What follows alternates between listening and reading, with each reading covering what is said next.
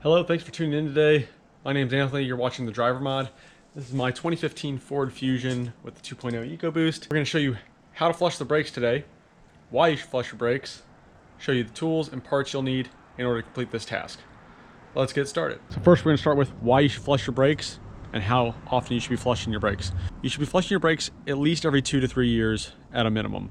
Brake fluid in your braking system, in your brake master cylinder and reservoir, it absorbs water over time, and water, obviously, as we know, does not react with metal in a kind way. Flushing the brake fluid out of your brake system is going to help prolong the life of all the pistons, calipers, all the seals, the brake lines, the reservoir, and the brake master cylinder and ABS unit itself, which are all fairly expensive items if you have to replace those. So we want to get all that old fluid out. It's going to take, the water that it's absorbed over time with it, get nice, fresh, clean fluid in there. That's going to help keep a consistent pedal feel and help prevent any future brake-related failures. Brake fluid also is what absorbs a lot of the heat in a braking system when you're pushing the brakes or when you need to use the brakes in an aggressive manner. Some of the temperatures that your brakes can get up to is several hundred degrees, which is enough to make water boil. If you have enough water in your braking system, your brake fluid is going to be compromised and it's actually going to begin to boil. And that is not ideal for if you have to panic stop. So now let's show you what you're going to need in order to complete this job. So to flush your brakes, you're going to need to get all 4 wheels off the ground so you can remove all 4 tires to access the brake calipers behind each of the wheels. So we've got a set of quick jacks that I've been using for several months now. Super convenient. What you can do with these, they're flexible in terms of what kind of makes and models they can work on, and they come in a wide variety of weight capacities. So you can get the 5,000 pound ones, which I'll have linked in the description below, which will be perfect for this application. Next, you're going to need some sort of drill or impact to remove the wheels and the lug nuts, and then your size socket. In this case, we have the 19s, which are and they're still the 4 lug nuts, so they swell. So we have a 19.5 millimeter socket, and then you're going to want to do this with a pressure bleeding system. You don't want to do this with like a vacuum bleeder or the 2-man method. This equipment allows you to do not only the brake flush by yourself, but also it's a more thorough brake flush because it keeps a solid amount of pressure on the system. These modern ABS systems require a decent amount of pressure, and the 2-man method or vacuum bleeding these systems usually leaves air trapped in the system, which is not good. So we're just going to break this down, show you what all is in here. You got your reservoir and pressure bleeder. You've got all your various attachments. I can verify this system exactly, the MV6840, which I'll also have linked in the description below, comes with the adapter that you'll need for the reservoir, as I've done it a couple times now. This is everything that it comes with. Got some, be able to wipe up some residual fluid, but this will be able to service most modern day vehicles, and it does have a generic one to where you can just clamp it down to create a seal over the reservoir cap. So now let's get the vehicle prepped to do this brake flush. We're going to lift the vehicle up in the air and take the wheels off. You're also going to need a 9mm and an 11mm wrench for the bleeder screws on the front and rear brake calipers. 9mm for the front, 11 for the rear. So now we've got the wheels and tires off the vehicle. Now the general industry standard when you're flushing brakes is you start from the farthest caliper from the master cylinder and work your way in. So in this case, we're going to flush the passenger rear first, then the driver rear, then the passenger front, and then the driver front, and that's it. So we've got our brake fluid added to our pressure bleeder.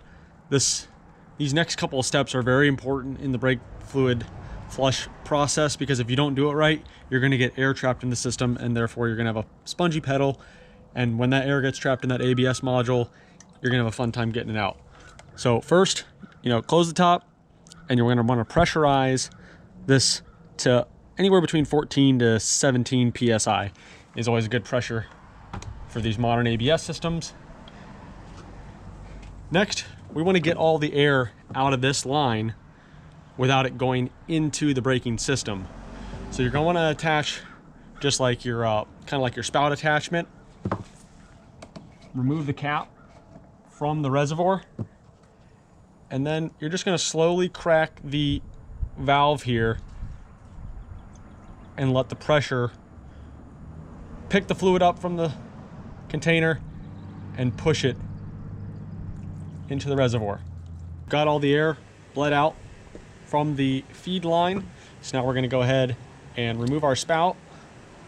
Quick disconnect. We're going to mount our brake reservoir adapter. You want it to be snug and tight so that we don't have a leak. And then connect our pressure feed line to the reservoir adapter. Now make sure you have some sort of towel or shop rags to catch excess fluid, because if this fluid does get on your paint, it is going to eat the paint.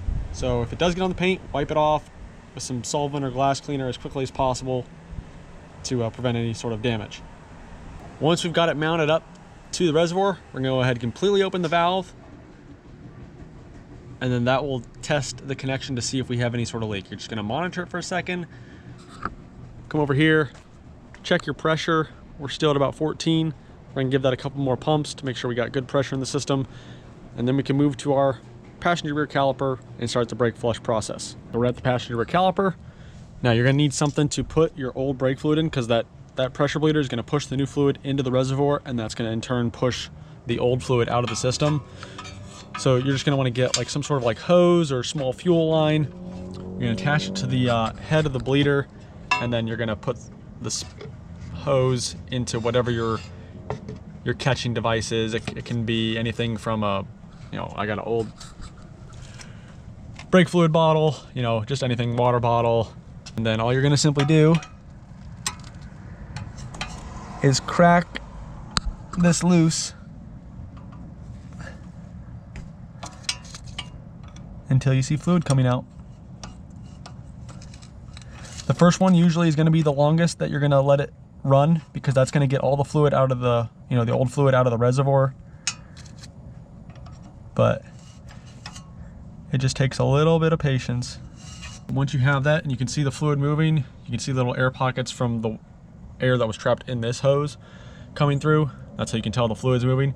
You're just going to let that go for about 30 seconds to a minute, and then you're going to close it, and we'll move over to the driver rear. So now we can go ahead and close the valve once we're done bleeding this caliper. It doesn't need to be super tight, just needs to be snug. You don't want to snap those off. So you'll see, just put the hose on the bleeder screw head, and then breaker free.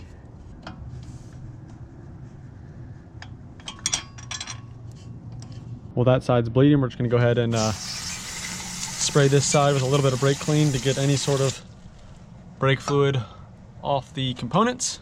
All right, this one is done.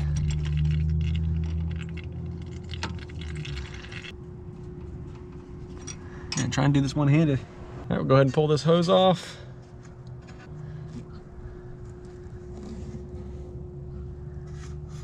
Now we can move on to the passenger front.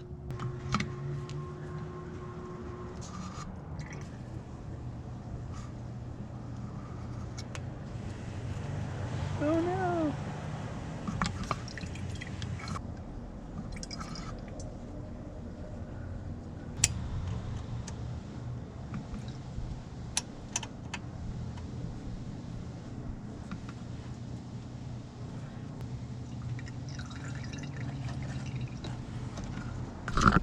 Done with that one. Now we can move over to the final side, which is the driver's side, front.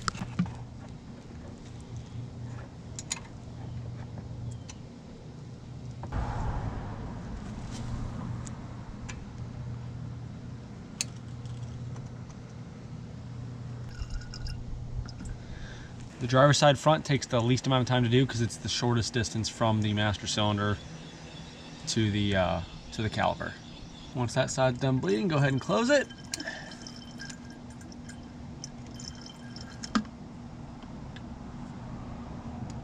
Okay, now we're going to show you how to relieve the pressure in the system so you can safely take all that off without it spraying fluid everywhere. So first things first, we're going to relieve the pressure in the reservoir, in the pressure bleeder. If you get this exact one that has this little knob up here, you just rock it to the side and it will allow the pressure to escape. Do that until you hear no more, air escaping noise. Next, you want to take your rag or shop towel, place it under where the cap is and where the quick disconnect is. Release that, and you're going to get some fluid come out. Close the valve. We're going to take the reservoir cap off. We're going to check the fluid level. We're going to make sure it's at the proper level. If it's at the proper level, you're good to go ahead and put the cap back on. If it's not at the proper level, if it's too full or too low, just go ahead and take some of this fluid. You're going to put your spout attachment back on and just fill it with fluid until it meets the max fill line. If it's too high, you're going to take fluid out by either using like a turkey baster or some sort of like fluid pump. That'll do the job, but we're good. Back from the test drive, all went good, and that's all there is to it. So again, that's how you flush your brake system on your, we'll say 2013 through 2020 Ford Fusion specifically, but that process is going to apply to basically any vehicle as far as what we did and how we did it. Make sure you use the correct spec of fluid. Hope this video helps you. Check out the links down below to get yourself a pressure bleeder, a link to the AMSOIL brake fluid that we used in this car today, as well as a link to get yourself some quick checks so you can do a majority of services like that on your vehicle at home yourself and save yourself a ton of money. The initial investment, this quick check setup is about $1,500. However, a couple services, a couple repairs, they'll pay for themselves in a short time frame. Thanks again. We'll see you on the next one here at the Driver Mod.